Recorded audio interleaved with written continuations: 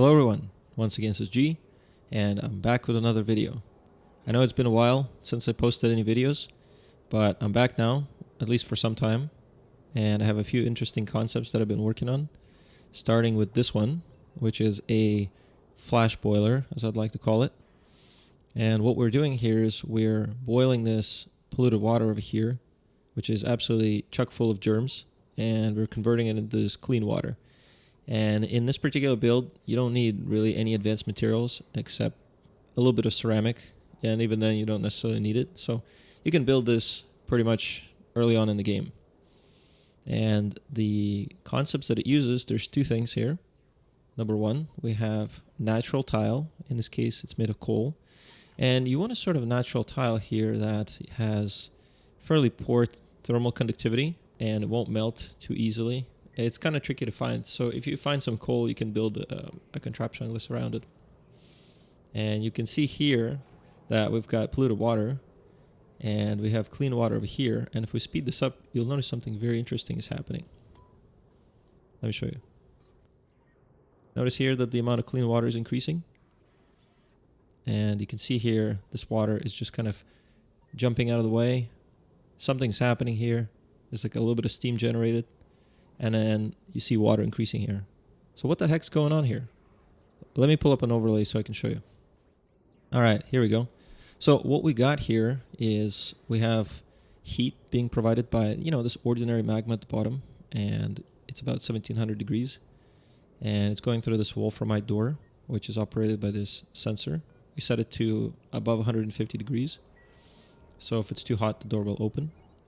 This heats up this coal, which in turn is flash boiling water. And okay, if I slow it down, you'll see something here.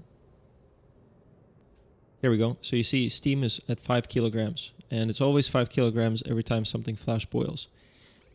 And this is actually, I think it's the same kind of a technique or mechanic that allows abyssalite melting, where 5 kilos of solid natural tile will flake off 5 kilos at a time, and generally you do that by heating it with a gas underneath.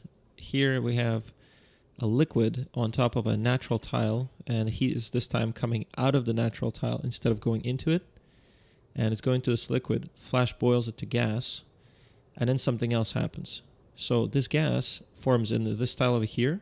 In this case it's steam, and the steam then gets pushed by this polluted water into this little corner over here, into this tile. Now this tile then get immediately cooled by this cold tile over here, which is, the cooling is provided by the salt water. And if I click temperature, you'll see what happens. There you go. You see how the heat almost instantly travels into here.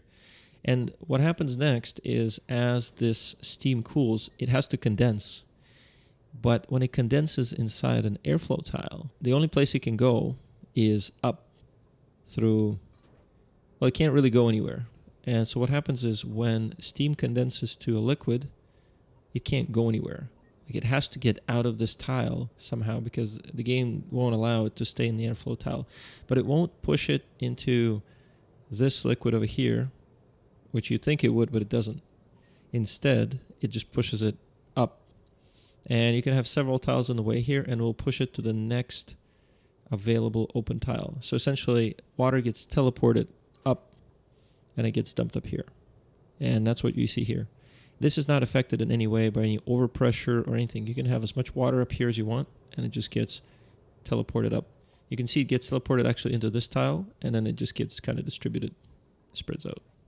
But anyway, yeah, so this teleportation here, I've discovered this accidentally when operating a glass boiler, and some of the magma would convert from raw gas inside a tile and will just kind of pop up, and I put a little pump above to just deal with it until I fixed it later on.